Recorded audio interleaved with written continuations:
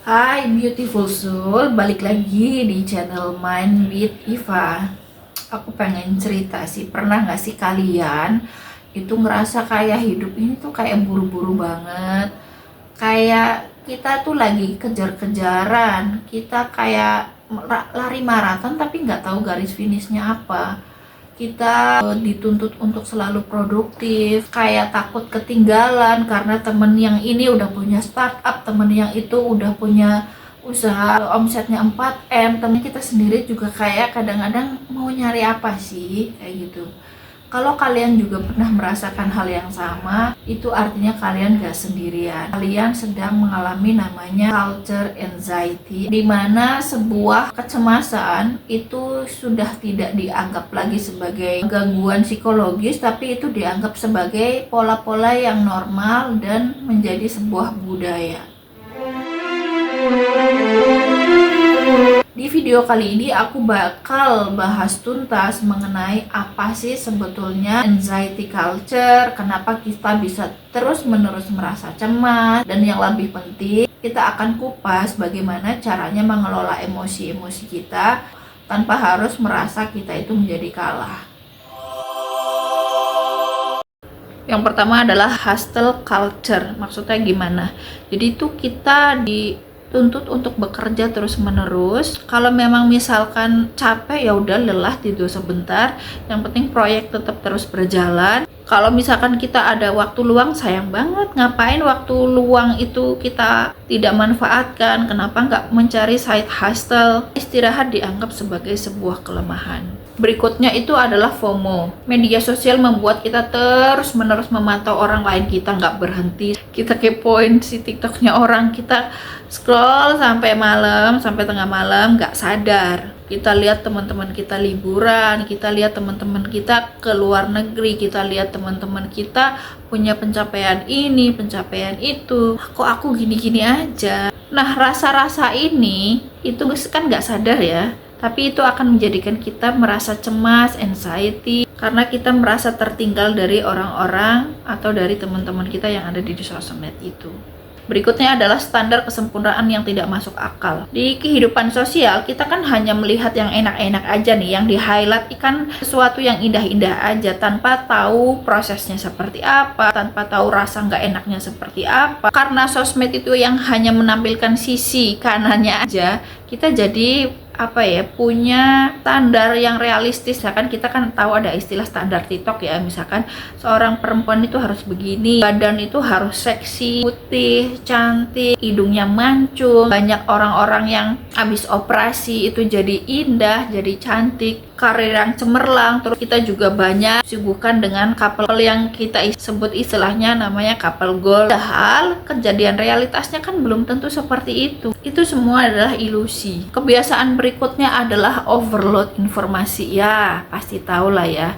Jadi misalkan kita 8 jam menggunakan HP, meskipun ada jeda sejam, pasti kita penggunaan HP-nya itu jauh lebih tinggi. Lagi kita ngelihat informasi di TikTok tentang berita, siang lihat tentang gosip, sore tentang tutorial, macam-macam. Jadi itu tuh sebenarnya kelebihan muatan, kelebihan informasi, karena ya HP itu kan terus menerus ya, ada terus tiap hari juga banyak banget yang bikin channel, tiap hari informasi juga berubah terus. Jadi pada akhirnya pikiran kita tuh nggak pernah benar-benar istirahat. Kita malam nih sebelum tidur akan overthinking. Pada saat kita overthinking justru malah ngelihat HP, ya kan? Kalau kita nggak bisa tidur kan kita pengennya nonton HP, malah nggak bisa tidur. Justru semakin overthinking karena lihat scrolling, wah ini udah seperti ini udah begini. Nah, nggak kelar-kelar. Pertanyaannya, kenapa kita sangat rentan dengan kecemasan-kecemasan itu?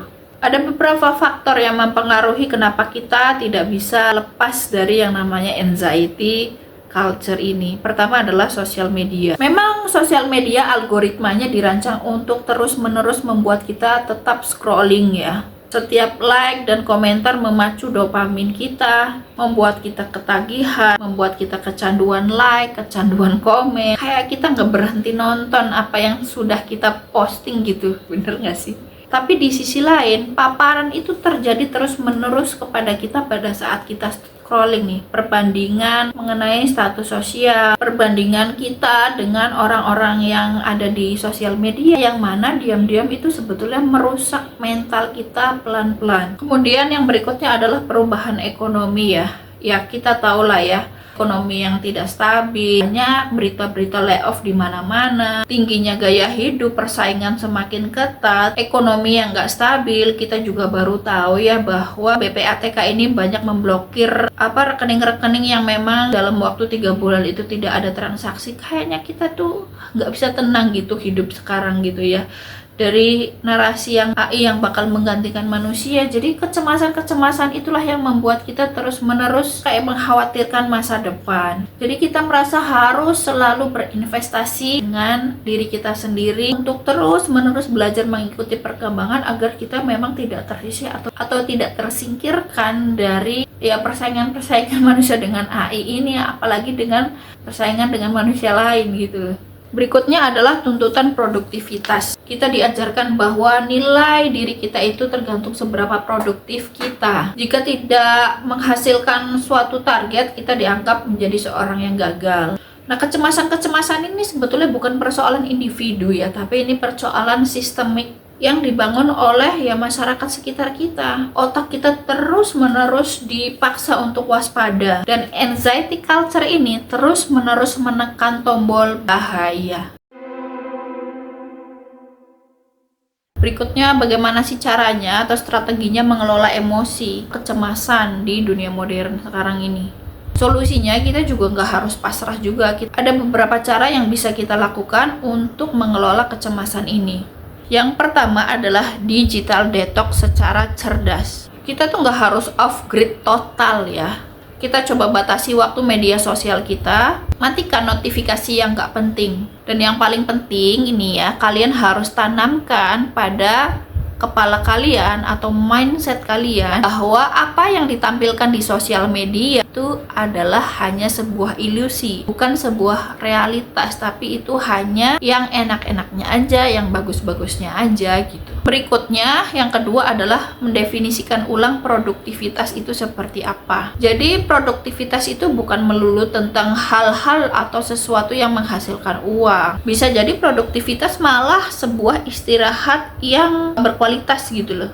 Menghabiskan waktu dengan orang-orang yang kita cintai, menyalurkan hobi-hobi kita, dan melakukan apa yang kita sukai dan apa yang membuat kita enjoy. Berikutnya, kita perlu menetapkan batasan. Ini mungkin banyak juga ya yang mengalami ini. Jadi kita nggak perlu merasa bersalah pada saat kita mengatakan tidak. Seandainya ada orang-orang yang kamu harus cari side hustle, kamu harus begini, kamu harus produktif, kamu harus mencari ini itu. Jadi nggak masalah sebetulnya. Di situ kalian sedang menerapkan self care ya.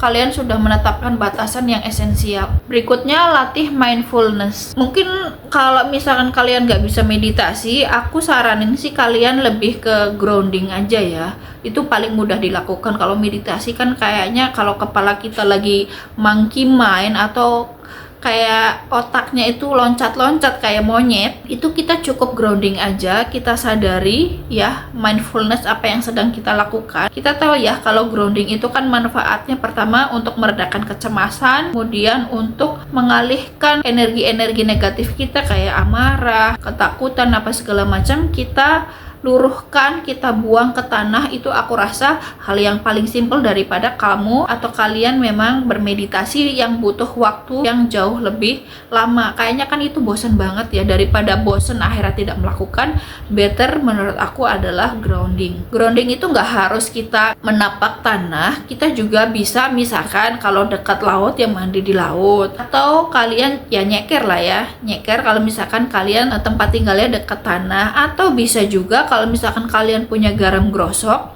kalian itu rendam aja pakai air garam. Di sini bukan hal-hal mistis ya air garam ini. Kita tahu kan ya, kalau garam itu selalu dianggap dengan hal-hal mistis, padahal garam ini yang membuat kita itu bisa menjadi relax gitu. Berikutnya itu kita cari dukungan. Bicarakan perasaan kalian pada teman yang kalian anggap itu lebih senior, yang lebih wise, yang lebih mengerti ya. Atau teman curhat kalian kadang kita hanya curhat aja tanpa perlu ada solusi, itu sudah cukup meringankan beban-beban yang ada di dalam pundak kita. Jadi anxiety culture itu nyata, kita semua merasakan itu. Penting untuk diingat ya, perasaan itu adalah valid, nyata. Kecemasan itu bukan kelemahan pribadi, itu adalah respon alamiah dari tubuh yang mengalami tekanan terlalu banyak.